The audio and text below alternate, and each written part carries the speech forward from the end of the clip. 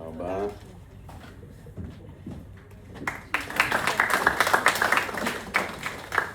מלגה אחרונה לחלק זה, מיזם המלגות של יובל דוד. המיזם פחות טפסים יותר לימודים נולד מתוך רצון להקל על סטודנטים וסטודנטיות בתהליך הגשת המלגות ולאפשר להם להתמקד בלימודים במקום להתמודד עם בירוקרטיה מורכבת. מאחורי המיזם עומד בן המועצה יובל בגין דוד, מהנדס חשמל ואלקטרוניקה וחוקר לתואר שני בהנדסה באוניברסיטת אריאל, ושותפו למיזם איתי ונטורה, מהנדס תוכנה, שנרתם לרעיון ותרם מהידע והיכולת שלו כדי להפוך את החזון לפתרון טכנולוגי מעשי. הרעיון צמח מסיפור חייו של יובל, שגדל במצב סוציו-אקונומי לא פשוט, ולכן מלגות לימודים לא היו עבורו תוספת, אלא אלטרנטיבה ממשית להמשיך במסלול האקדמי. לאחר שנת פיילוט מוצלחת, המיזם מסייע כיום לאלפי סטודנטים ועתיד לעזור לאלפים נוספים. במקביל, יובל ואיתי שירתו מעל ל-500 ימי מילואים מתחילת המלחמה, בהחלט. והמשיכו לפעול למען הסטודנטים מתוך תחושת שליחות. אני מזמין את יובל בגין דוד לומר מספר מילים ולהעניק את המלגה.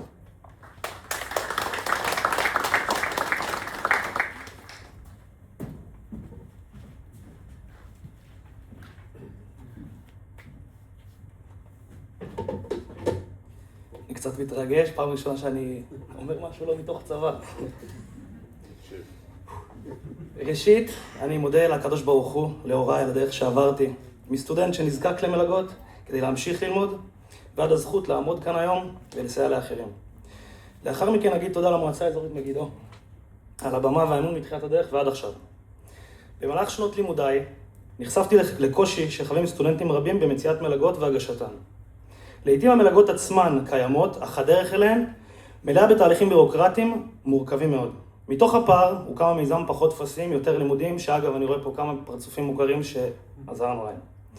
מתוך הפער שבמסגרתו פותחה המערכת המבוססת על אלגוריתם המסייע לסטודנטים לאתר ולהגיש מלגות בצורה פשוטה, מהירה ונגישה יותר, בשנים האחרונות המיזם צבר תאוצה משמעותית הכולל שיתופי פעולה עם מוסדות רבים שבהם גם המועצה האזורית שלנו ואף זכה לסיקור בתקשורת ובאתרי חדשות מובילים.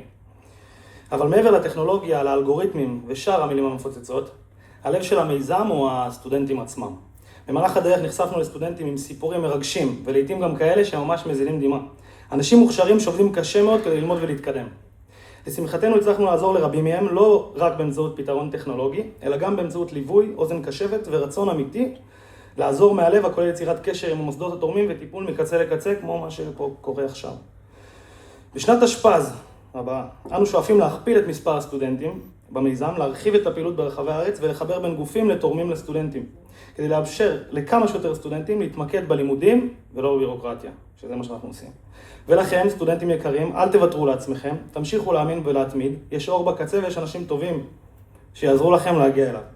לסיום, אנצל מעמד זה להודות במיוחד לנועה ממרכז הצעירים של המועצה, שדחפה, מגיע לה, באמת, אין לי מילים, שדחפה לאורך כל הדרך את שיתוף הפעולה עם המיזם, ולראש המועצה גילין שנותן מעטפת ובמה לאוכלוסיית הסטודנטים.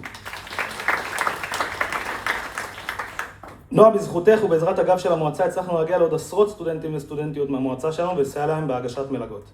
מתוך המקום הזה החלטנו, איתי ואני, שהוא כרגע לא פה, הוא מילואים, להחזיר חלק מההצלחה של המיזם לקהילה ולהעניק מלגות לסטודנטים מהמוסדות, כמו המועצה האזורית, שתמכו בקידום המיזם ככה לפני שהוא התחיל.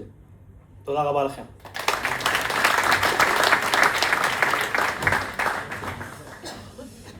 תודה רבה יובל.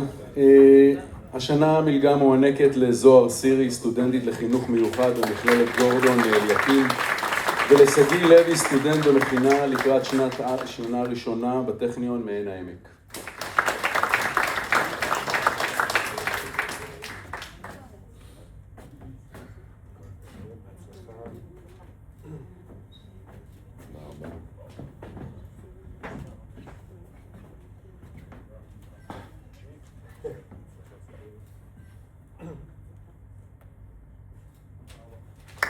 תודה רבה.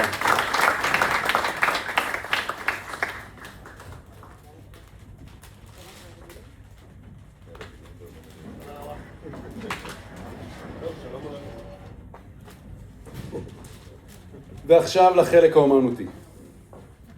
רוני מאיר מקיבוץ דליה ונועה נצר מקיבוץ רמת השופט הם מוזיקאים וזמרים, יוצרים, הפועלים יחד במסגרת